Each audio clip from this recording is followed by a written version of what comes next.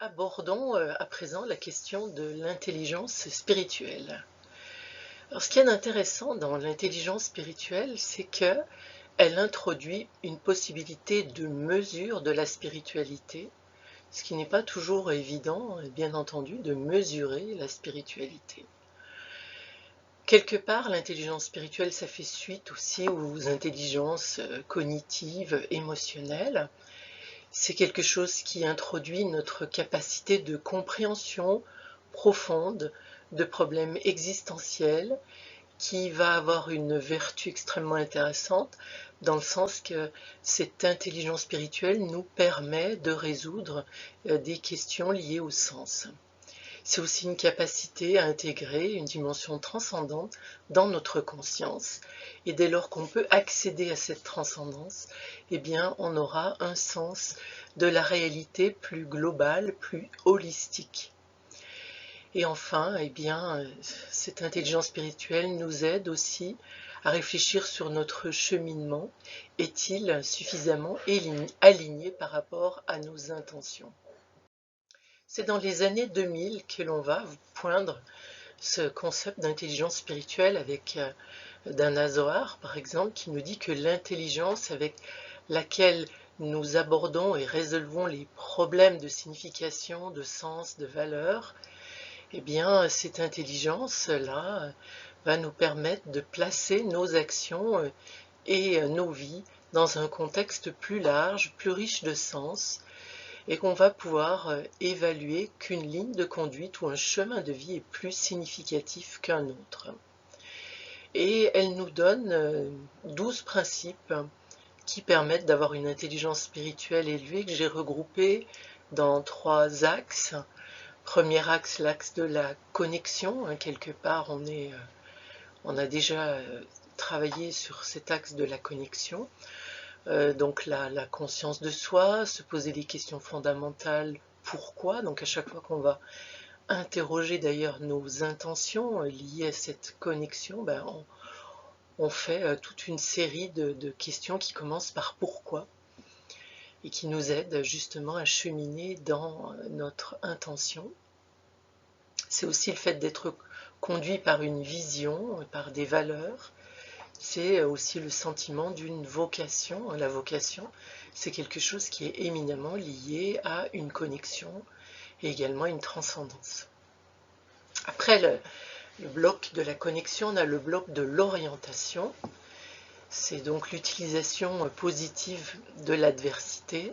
C'est l'humilité, la compassion, la célébration de la diversité.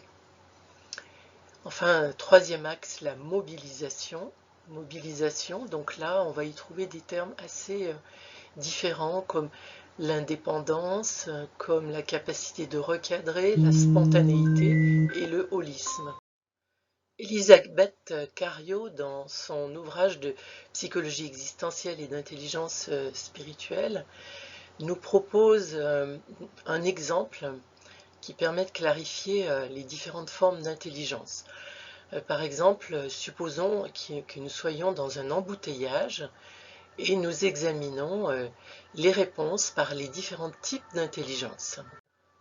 Par exemple, si je dis je suis anxieuse, agitée, la panique gagne, l'immobilité est insupportable, j'ai envie de laisser ma voiture au milieu de la route et de rouler sur le trottoir, ça c'est une forme d'intelligence instinctive.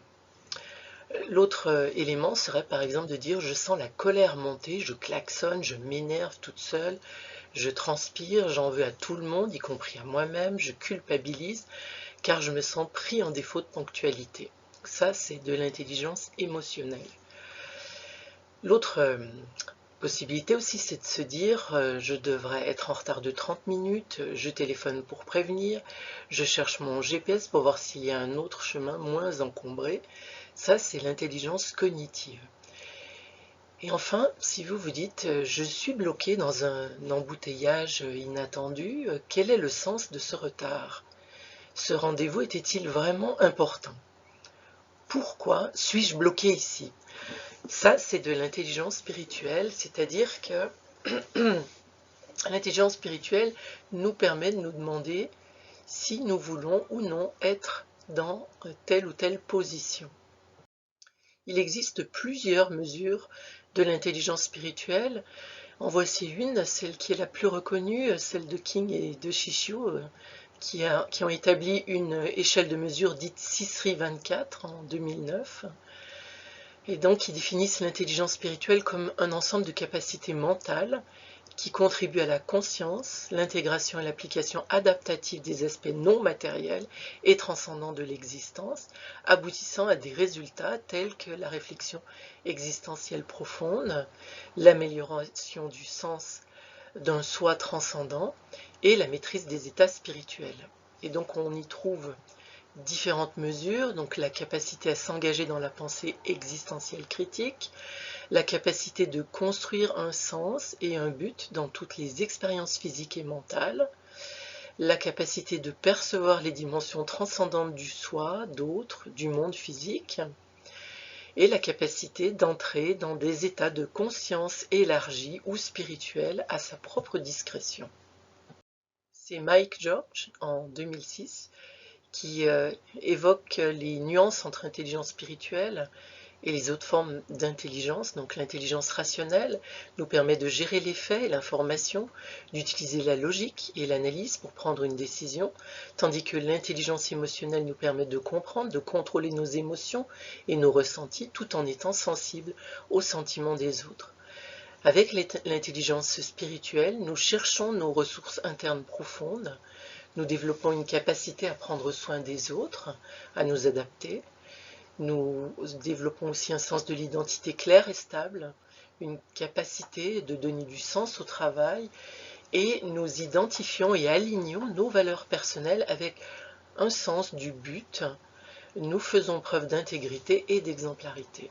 Alors, certains résultats du développement de la pratique de l'intelligence spirituelle incluent une capacité à rester calme et concentré face à des crises, au chaos.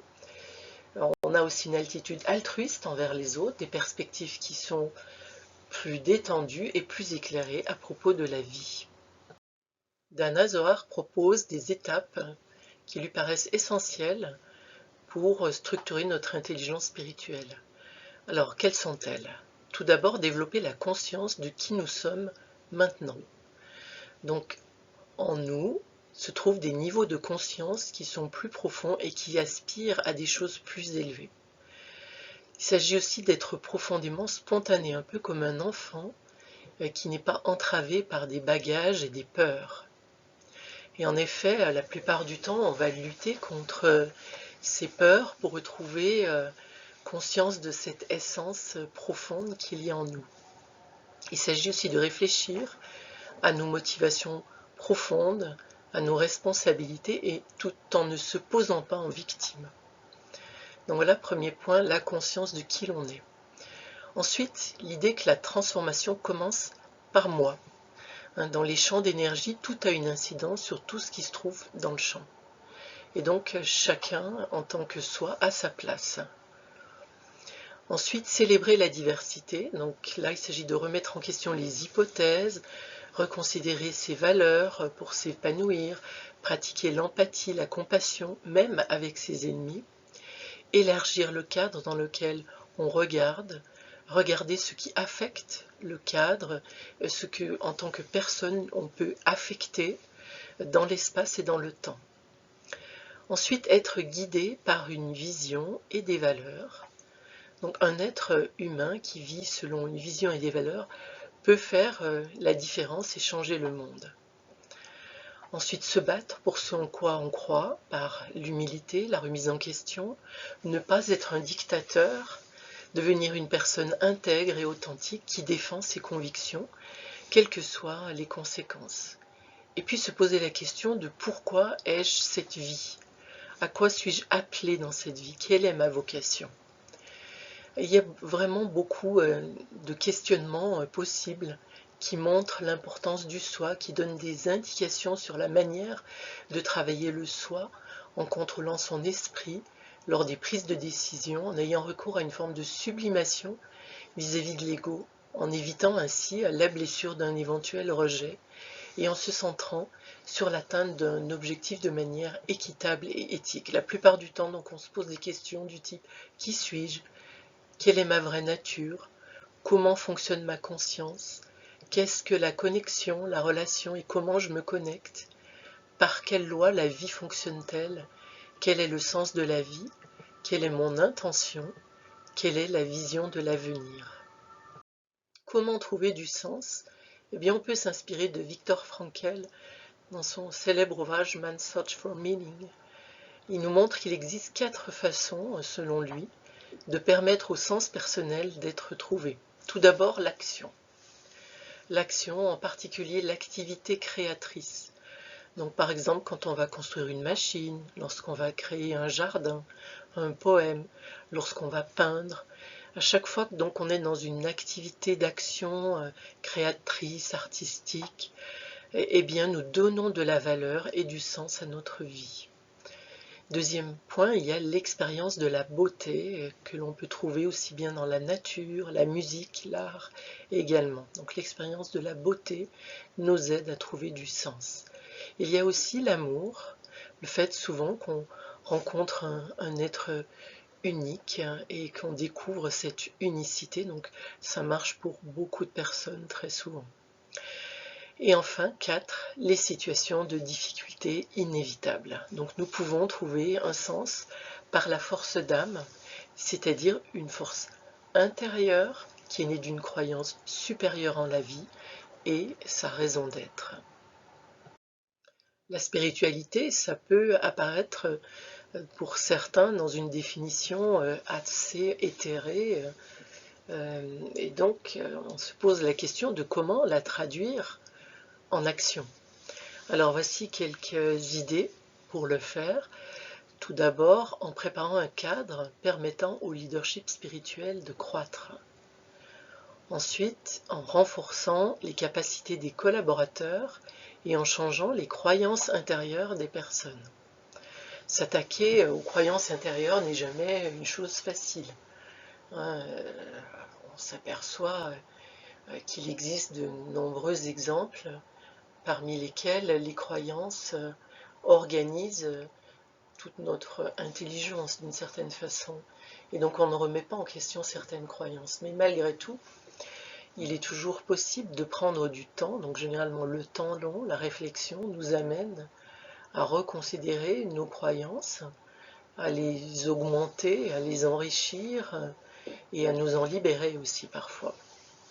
Troisième point, en travaillant sur le pouvoir de notre intention par une introspection bienveillante. Donc, travailler sur l'intention est vraiment quelque chose de fondamental et éminemment lié à notre intelligence spirituelle.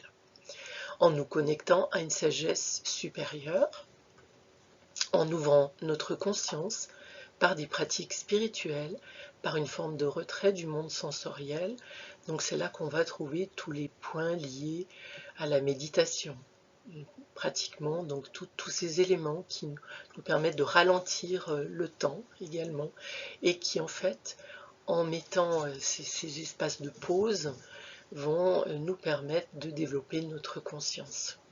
Par la transcendance, qui apporte de l'ordre et de l'harmonie à notre psyché individuelle, car notre âme gouverne nos forces intérieures, notre ego, et on peut ainsi mieux comprendre quel est le bon ordre à l'intérieur de soi et aussi pour la société.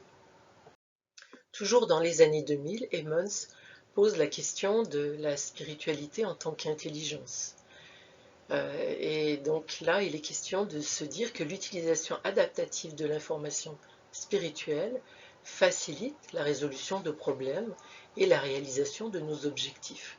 En cela, la spiritualité est un ensemble de compétences et de capacités interdépendantes, la capacité de transcendance, la capacité d'entrer dans des états spirituels de conscience élevés, la capacité d'investir les activités quotidiennes, les événements, les relations avec le sens du sacré, la capacité d'utiliser des ressources spirituelles pour résoudre les problèmes de la vie et la capacité de s'engager dans un comportement vertueux ou d'être vertueux. Alors on voit bien que toutes ces définitions données par les uns et par les autres ont toutes quelque chose d'intéressant à apporter et que sans doute, eh bien, il s'agit de voir là où ça résonne le plus pour chacun d'entre nous, quelle est celle qui nous convient le mieux, celle qui va nous inspirer, qui pose un nombre de questions auxquelles on a envie de répondre.